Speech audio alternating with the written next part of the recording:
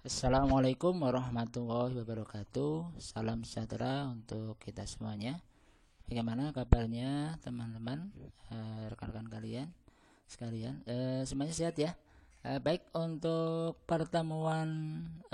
di pertemuan pertama ini di Mapel AIC untuk kelas 12 TKJ, kita akan pelajari prinsip dan cara kerja dasar routing dinamis. Tapi sebelumnya untuk kalian semuanya untuk bisa mengisi absensi online yang sudah ada di atas materi ini. Dan sebelumnya mari kita juga berdoa, mudah-mudahan dalam pelajaran pertemuan pertama ini kita diberi kelancaran, dan kita berdoa mudah-mudahan kita dapat melakukan tatap muka kembali, dan semua COVID yang ada untuk bisa segera kita terlepas dari COVID ini. Baik, kita akan pelajari di sini prinsip dan cara kerja dasar routing dinamis. Setelah kalian di semester yang lalu pelajari routing statis, tentunya di sebelum materi ini ada pertanyaan kecil atau pertanyaan post test yang bisa kalian diskusikan tentang apa sih perbedaan routing statis dan routing dinamis. Sepengetahuan kalian saja, nanti kalian sudah belajar routing statis, nanti juga akan kita pelajari routing dinamis. Silahkan kalian untuk saling komentar, saling memberikan argumen tentang perbedaan routing statis dan routing dinamis sepengetahuan kalian. Oke, kita akan masuki setelah kalian bisa berkomentar di perbedaan di routing statis dan routing dinamis, kita akan mempelajari dasar dulu untuk routing dinamis. Apa sih itu routing dinamis? Seperti itu. Oke, di materi pertemuan kali ini kita akan membahas ada beberapa poin. Di antaranya adalah pengenalan routing dinamis, keuntungan dan kerugian routing dinamis, cara kerja routing dinamis, macam-macam routing protokol dinamis, kelebihan dan kekurangan dari protokol routing dinamis. Oke, kita akan masuk ke materi pertama dulu. Apa sih itu routing dinamis? Sebenarnya kalau kita pernah belajar konfigurasi IP address, di sini kita akan kenal nanti adanya IP statis dan IP dinamis. Ketika kalian melakukan konfigurasi IP statis, biasanya akan di sini identik dengan kita lakukan konfigurasi manual. Sedangkan IP dinamis, nanti ketika kita konfigurasi IP, mungkin kita tidak melakukan, ya tetap melakukan, tetapi kita akan dibantu sebuah alat yang nanti ketika konfigurasi IP dinamis, kita akan secara otomatis konfigurasi satu, mungkin nanti kliennya atau di sini akan dibantu oleh server untuk mengisi konfigurasi secara otomatis. Itu sedikit gambaran ketika kita akan membahas routing dinamis. Di sini ketika kita bicara routing, pasti akan kenal dengan namanya router.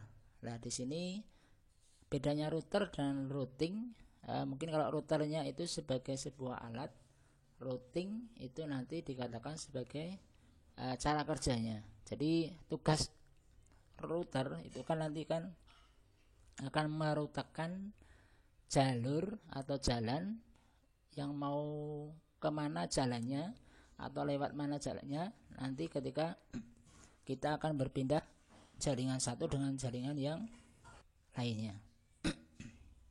Baik, di sini secara konsep router, ini salah ketik ya, mohon maaf, ini harusnya routing dinamis tulisannya. Di sini tentang routing dinamis intinya adalah kalau kalian bedakan, mungkin tadi sudah sedikit saling memberi pendapat di perbedaan routing dinamis dan routing statis. Sama halnya tadi ketika kita konfigurasi IP statis dan IP dinamis, makanya router dinamis mungkin ya akan berbau dengan namanya serba otomatis. Ketika serba otomatis mungkin kerja administratornya atau manusianya akan lebih di sini lebih ringan dibandingkan ketika kita memakai yang routing statis. Nah, tetapi kebalikannya ketika administratornya di sini lebih ringan, biasanya nanti alatnya yang akan kerjanya maksimal. Jadi ketika kita kenal di sini ada bisa kita baca routing dinamis adalah routing maaf ya. Ini routing tulisannya salah tulis, yang merupakan jalur yang dibentuk secara otomatis oleh router itu sendiri sesuai dengan konfigurasi yang dibuat, dan jika ada perubahan topologi antar jaringan, router otomatis akan membuat routing yang baru.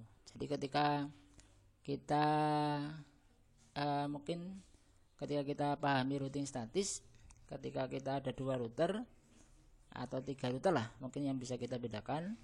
Ketika routing statis kita harus konfigurasi semua network address, baik yang melalui router 1, router 2, dan router 3. Biasanya nanti router 1, router 2 yang terhubung, tapi ketika router 3, router 1 ke router 3 tidak terhubung. Jadi makanya kalau routing statis itu akan kita konfigurasikan semuanya alamatnya dari jalur yang ada di router 1, router 2, dan router 3. Tapi ketika routing dinamis di sini kita akan cukup satu saja alamat network yang terhubung dengan router yang terhubung langsung, misalkan router 1 dan router 2. Jadi kita hanya menuliskan alamatnya. Kalau dari router 1 kita hanya menuliskan alamat yang akan dituju, alamatnya router 2. Dan sebaliknya ketika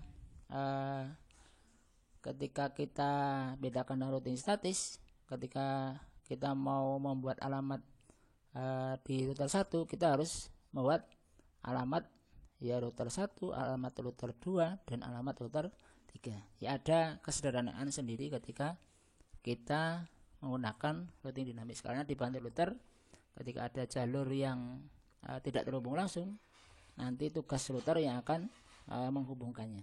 Itu sedikit perbedaannya. Mungkin secara prinsip akan memudahkan administrator dalam konfigurasinya, tidak terlalu banyak. Itu secara prinsipnya. Mungkin nanti kita bisa ke materi selanjutnya ketika kita konfigurasi akan bisa lebih jelas. Oke, kita lanjut aja. Di sini ketika kita menggunakan routing, keuntungan ketika menggunakan routing dinamis salah satunya di sini ketika tadi sudah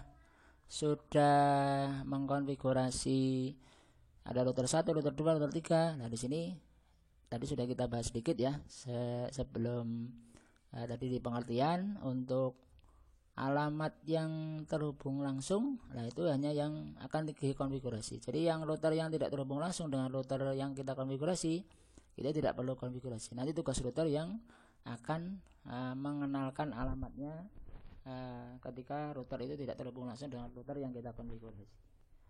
Terus di sini tidak perlu mengetahui semua alamat jaringan yang ada. Nah, itu salah satunya tadi ya. Jadi kalau statis kita ada di router 1, kita akan konfigurasi routingnya, kita harus tahu alamatnya router 3 yang tidak terhubung langsung dengan router 1 yang akan kita konfigurasi.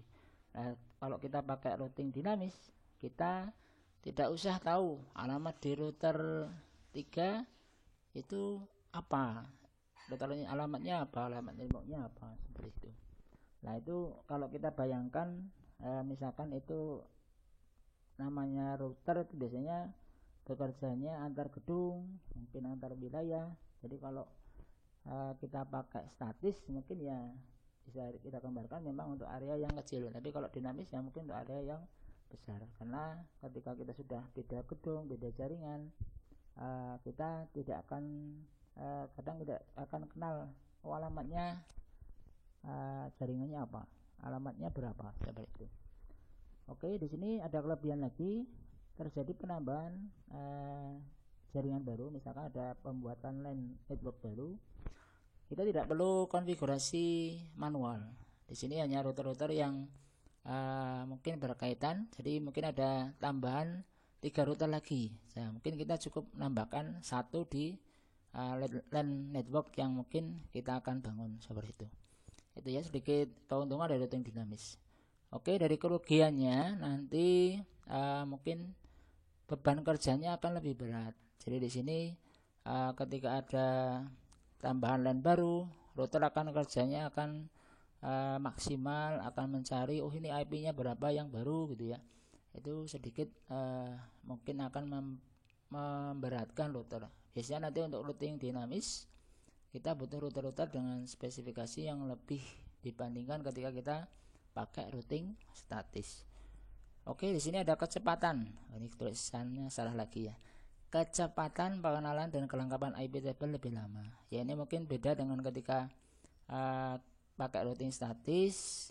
Di sini routing dinamis biasanya akan ngelacak dulu karena belum dikenal gitu ya. Tapi kalau routing statis karena kita udah konfigurasi manual, itu alamatnya yang sebelah router 3 itu berapa, sebelah router 1 berapa, jadi router kita cukup istilahnya meneruskan paket aja. Jadi ketika routing dinamis kita ya harus di sini routernya di sini harus kenalan dulu lah, mungkin cipika dulu, lama di sini namanya siapa, jalannya kemana, jadi agak ada proses dalam pengenalan jaringan yang baru.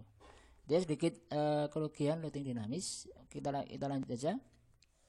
Oke, di sini ada cara kerja routing dinamis. Ketika routing dinamis, di sini ada biasanya namanya protokol routing, ya.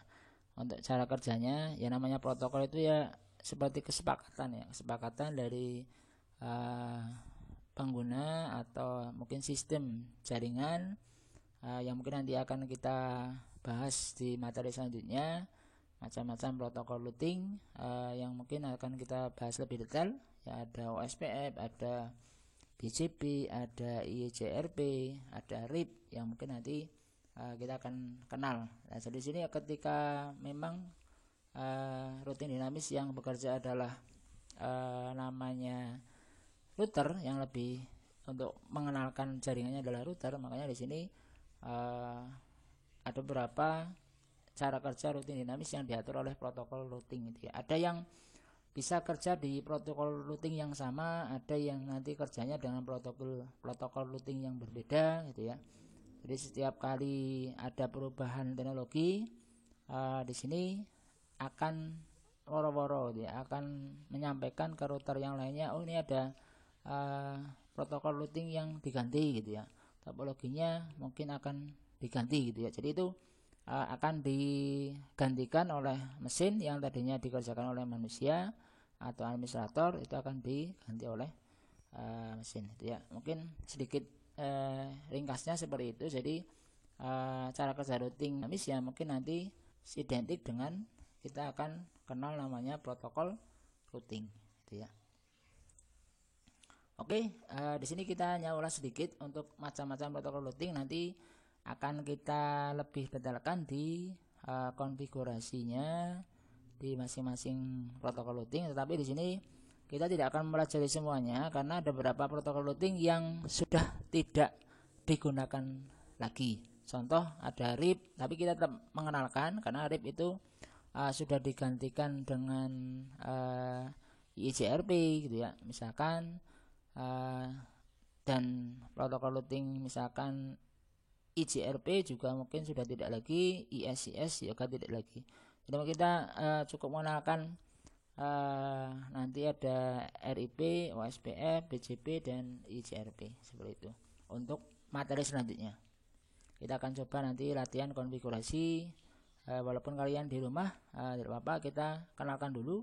Nanti di ketika kita sudah diberikan izin untuk melakukan praktek, mungkin nanti secara giliran teman-teman atau kalian akan kita undang ke lab untuk bisa mempraktekkan apa yang sudah kita pelajari. Oke, kita akan diskusi sedikit. Ada RIP yang mungkin ini protokol routing yang mungkin sudah tidak digunakan lagi. Ya, ini jenis protokol routing yang di sini memberikan routing tabel itu ya, semacam routing tabel itu semacam daftar alamat ya, daftar alamat yang mungkin di situ alamat router yang akan dilewatinya, yang akan ditujunya, seperti itu. Di sini ada dua versi, yaitu RIP versi 1 dan RIP versi 2. Itu nanti akan kita jelaskan lebih lagi ketika kita konfigurasinya. Ya, intinya RIP ini memang jenis routing protokolnya menggunakan distance vector ya. Jadi di sini nanti ketika distance vector di sini kerjanya berdasarkan hop count ya. Ada ketika ada jadi kalau ketika kita ping gitu ya, hop count-nya itu atau ada paket yang terbuang itu banyak itu ya, dia akan mulai melakukan update. Jadi update routingnya ketika terjadi ping yang istilahnya tidak reply, tidak di sini terlalu banyak, ini RIP-nya akan bekerja. Di sini mungkin akan mempengaruhi kinerja dari routernya, seperti itu. Jadi ketika semakin banyak yang di sini paket terbuang, ya mungkin kinerja routernya ketika routing itu akan semakin lambat. Jadi dia akan update ketika dia selalu update ketika ada di sini paket yang dibuang, seperti itu. Tapi ini sudah digantikan mungkin dengan ICRP gitu ya, karena memang sudah tidak sesuai dengan kondisi saat ini gitu ya.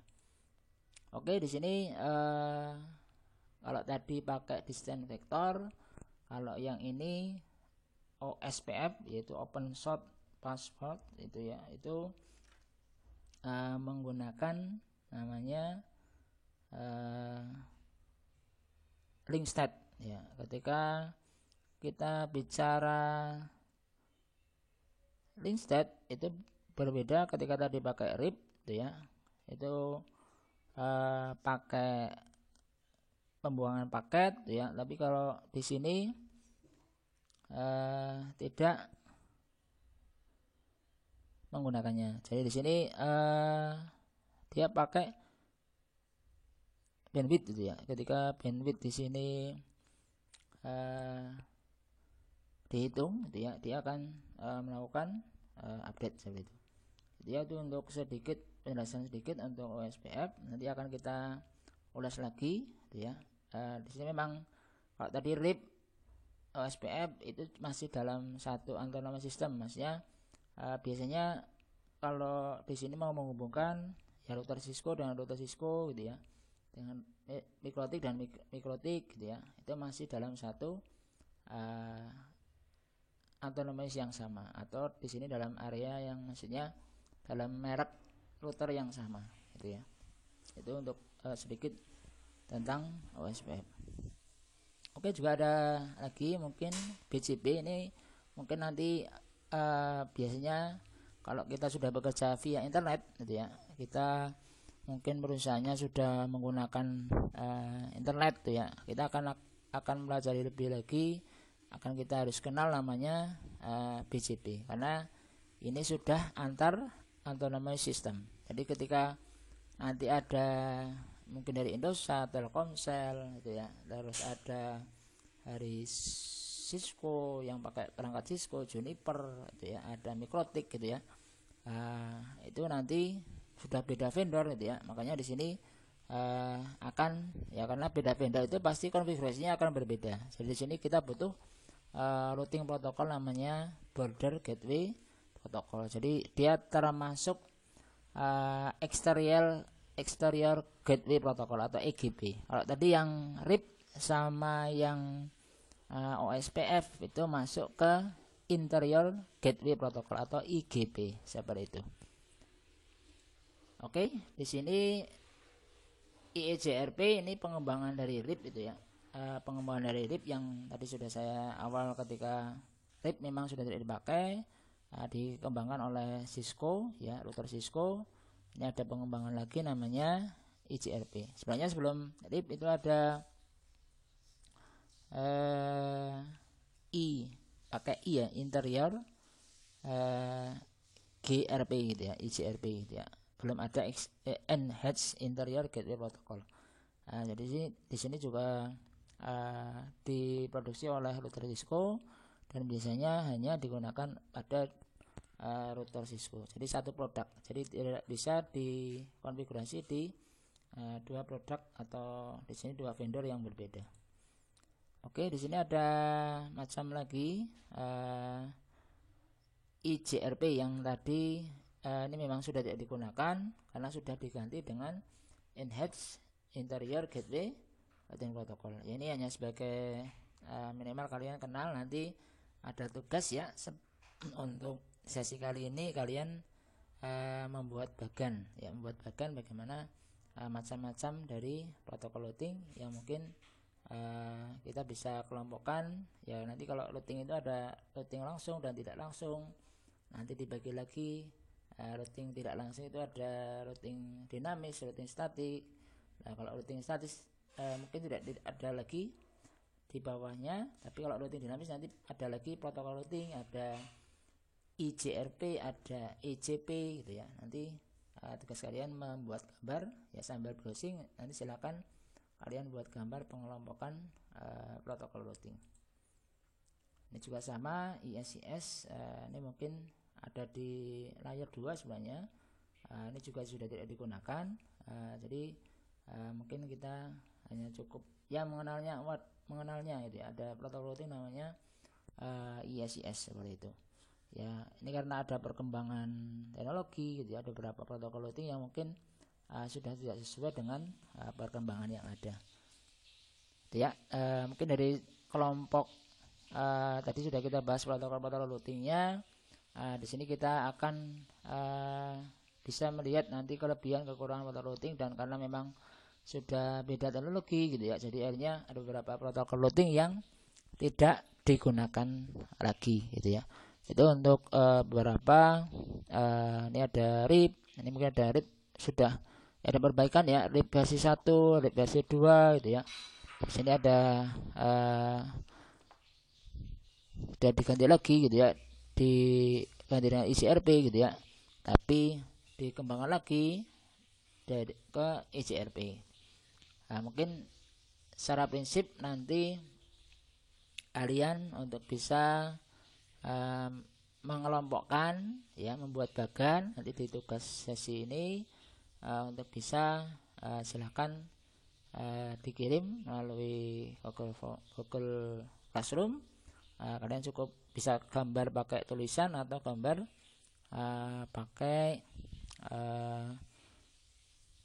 ya intinya difoto bisa, atau nanti digambar pakai kertas terus difoto gitu ya. Silakan yang menurut kalian paling mudah untuk membuatkan tugas, silakan bebas. Yang penting nanti sudah bisa ditunjukkan, kalian bisa mempelajari routing dinamis ini. Kalian mungkin sudah membahas perbedaan routing statis, routing dinamis. Nah, nanti di pembahasan routing dinamis kalian bisa mengelompokkan protokol routing, karena nanti kita akan belajar konfigurasinya. Itu mungkin dari saya. Tetap semangat ya. Kita tetap berdoa mudah-mudahan di sini pandemi COVID segera selesai dan kita bisa dipertemukan lagi di tatap muka langsung, karena memang untuk materi produktif kita harus melakukan praktek ya, biar nanti apa yang kita pelajari itu bisa lebih kita pahami. Demikian dari saya, terima kasih, semoga bermanfaat. Assalamualaikum warahmatullahi wabarakatuh.